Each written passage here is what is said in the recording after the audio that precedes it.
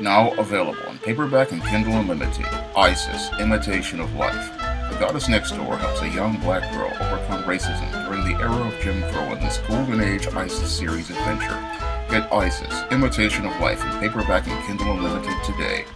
This is going to be part 2 to my previous video, the underrepresentation of black women in animation, manga, comics, fantasy, and science fiction. And if you want to see part 1, I'm going to leave a link to that in the description box. Now in this part 2, I'm going to be talking about the underrepresentation of black women in animation, manga, comics, fantasy, and science fiction from a business perspective. Now, as a publisher, I understand where a lot of these production companies are coming from, and when it comes down to these production companies and publishing houses, they are in business, and they're in business to make money from the products they sell. And when it comes down to these products, what they want to do is try to find a way to minimize the risk to them for the cost that they're investing in. So this is why we'll oftentimes see a white hero in animation, manga, fantasy, comics, or science fiction, because white male heroes are considered the least risky from an investment perspective. So whenever they create these white heroes, it's because they know they can get a higher return on their investment. So if they publish a book, they know they're going to sell a certain amount of copies. If they feature a white male hero, they're going to sell a certain amount of movie tickets if they feature a white male hero. And if they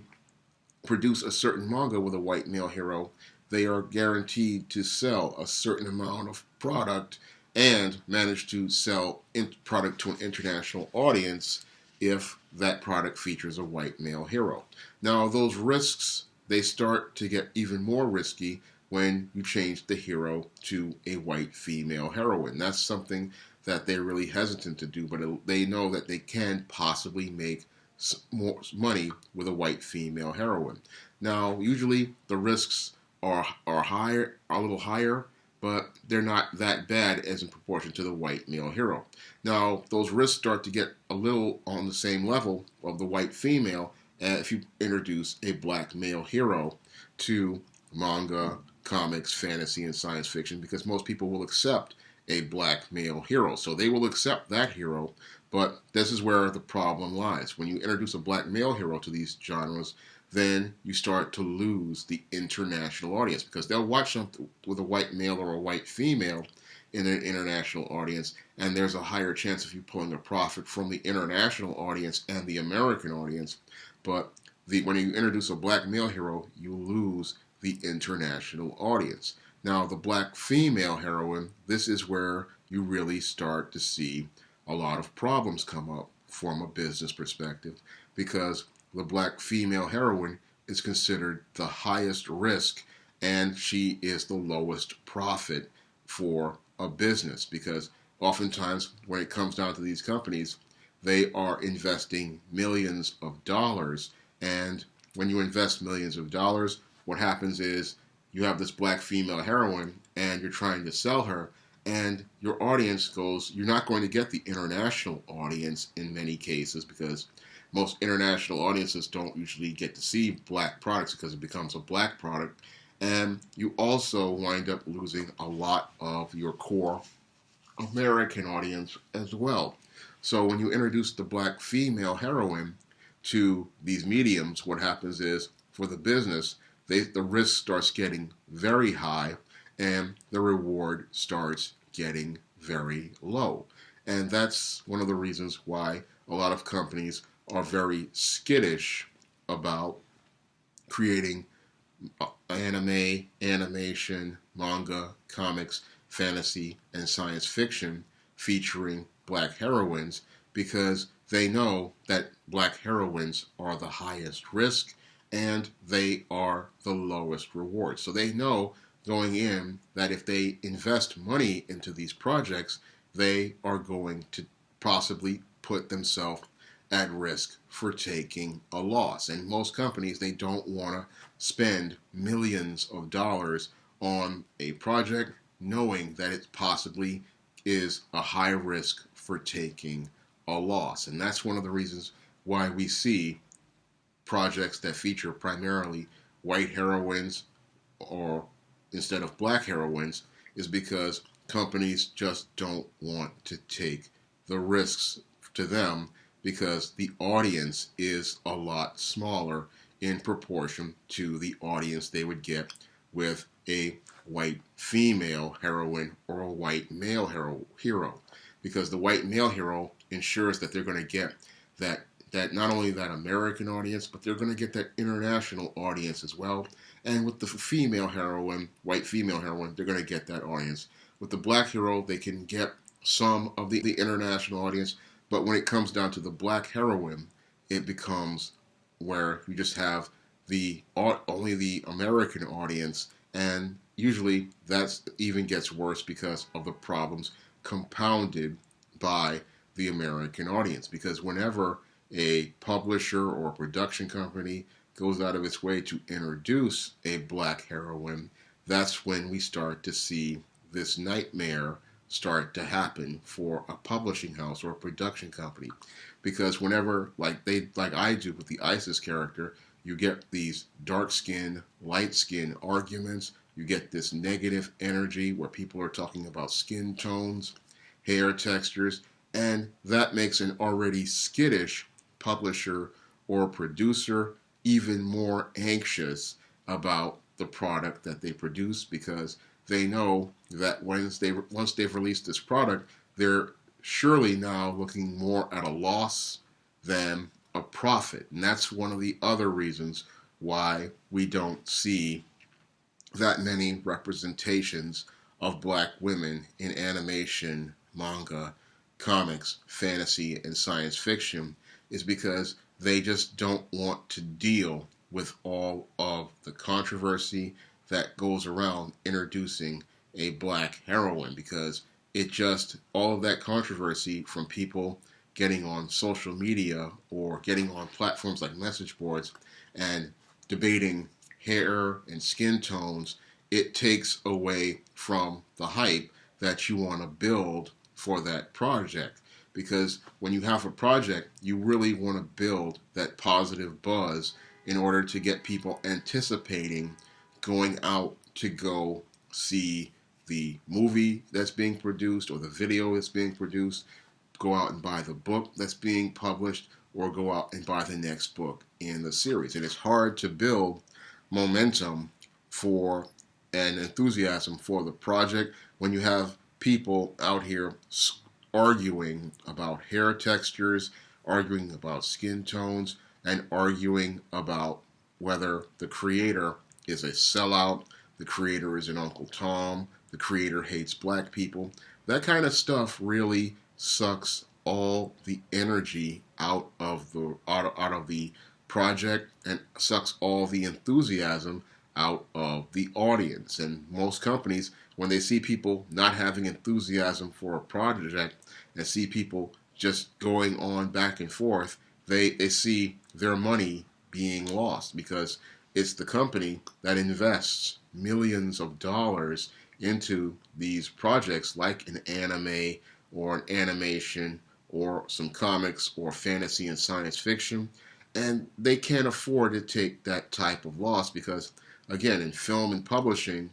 it's already a high-risk business, and this exacerbates the risk that they're going to take and turns it into a probable loss, because in the publishing industry, 90% of all books fail, and usually about 75-80% of all films fail. So these companies look at a whole concept of a black heroine, and they look at that concept from a business perspective, and all they see is money they're going to lose. And whenever an executive goes out here and says they want to feature a story with a black hero, oftentimes these executives are putting their careers on the line. So oftentimes you'll have an executive, he'll go out here and he'll fight and he'll advocate for a black story to be told. Unfortunately, what they'll run into is resistance from other executives at a studio or a publishing house, And they justifiably are going to run into that resistance because that company can take those resources and invest them in a white character that's guaranteed to usually get them a higher return on their investment. So if I go to a publishing house or a studio and I say I want to go out here and take ISIS to the marketplace, a lot of these people are going to resist because they're going to look at the numbers and say, we don't want to spend this money because one, it's a black character, and two, it's a black female character. So we don't have the demographic audience there that's big enough to cover our costs. And moreover, we also don't have the assurances that the international audience across the globe is going to go out and buy this project or this product, because when it comes down to black heroines, they usually just don't sell in foreign markets. So those are things that it's an uphill battle for an executive, and that uphill battle for that executive who advocates and fights for this project, those situations get exacerbated again by black people in the black community who then go in whenever you try to push a product and try to fight for it, then start fighting you, start talking about skin tone debates, hair texture debates,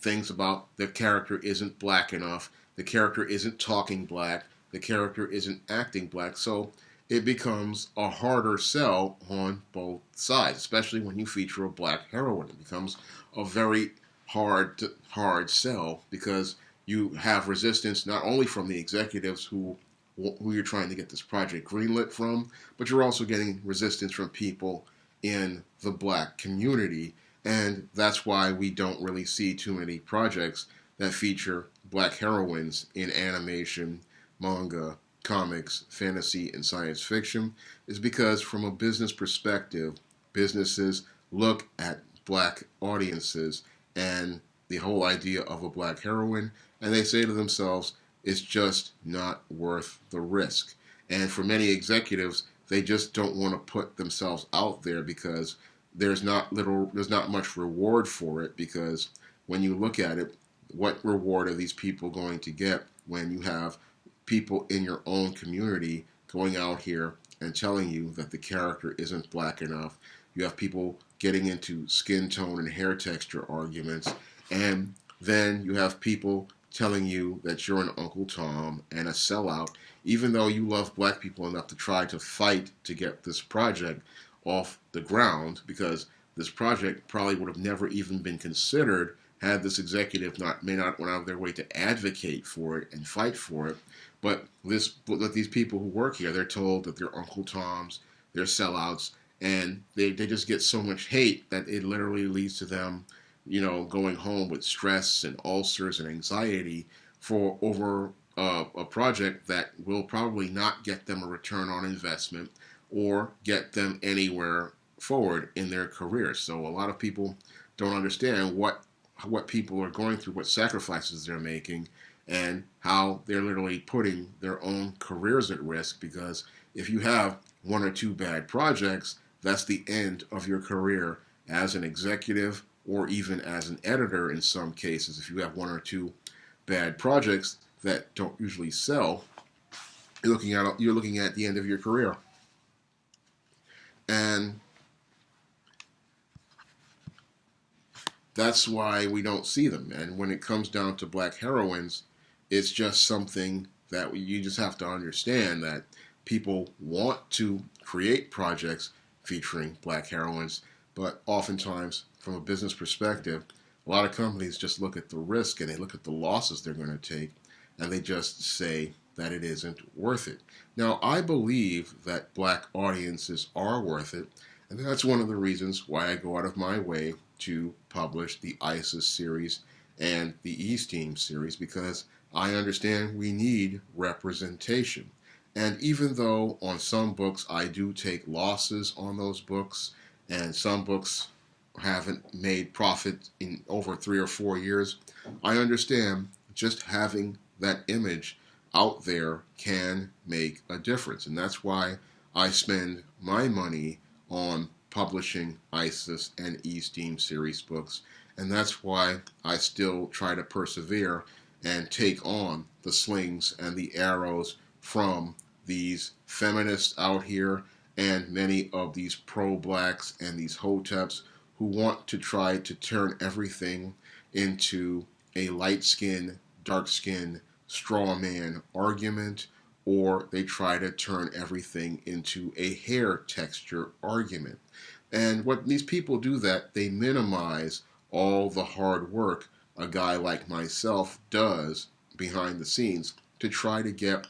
an image of a black character out there, especially a black heroine, one of the what is considered, again, in the business world, one of the highest risks in media, because this is something people just, again, don't understand. Black heroines are considered extremely high risk, and going out here to publish them and promote them, that is considered very risky. But I do it anyway because I want little girls to see positive stories featuring black girls, and I want them to see positive images of black women, and I want them to see a bigger picture of black culture in proportion to what you usually get from mainstream media, which is usually just stories about hood chicks, baby mamas, or these strong, independent career women. That's the only narrative you get from the mainstream media. And I try to give you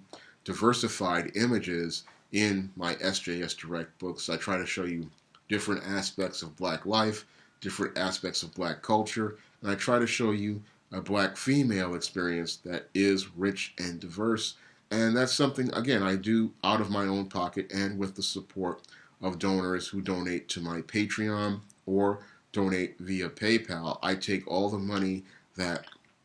I usually get from those sources, and that's what I invest in putting those covers on my books. And I go out here and I have to talk to artists and network with artists. And again, that's a lot of work to do when you're trying to get, more positive images of black people out here. And again, I know how frustrating it is because, again, I've run into all of that resistance from black folks, and I've also run into it on the business side back in the 1990s when I was out here trying to get books published. And I can tell you that it's like running into a brick wall, because out there they only want one narrative as related to black people, and then when you go to the black community, they only want one narrative. So this is one of the core reasons why we see this underrepresentation of black women in animation, manga, comics, fantasy, and science fiction,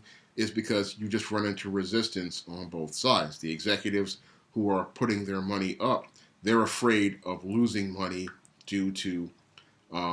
people not going to see these projects, and then you have the audience resisting because they only want to see black from a singular narrative. So it's a lot of resistance on both sides, and it's like you wind up losing a lot of money, but I'm willing to put that money up because I want to see more balanced and humanized images of black women in media. I want to present more positive images of black women in media, and I want to show more humanized images of black women in media. And that's why I take the money that's donated to me with Patreon and PayPal to go out here and hire artists to design those ISIS and E-Steam series covers. And before then, I went out of my way by selling parts of my toy collection on eBay just to pay for the first ISIS series cover, ISIS Wrath of the Cyber Goddess, a cover that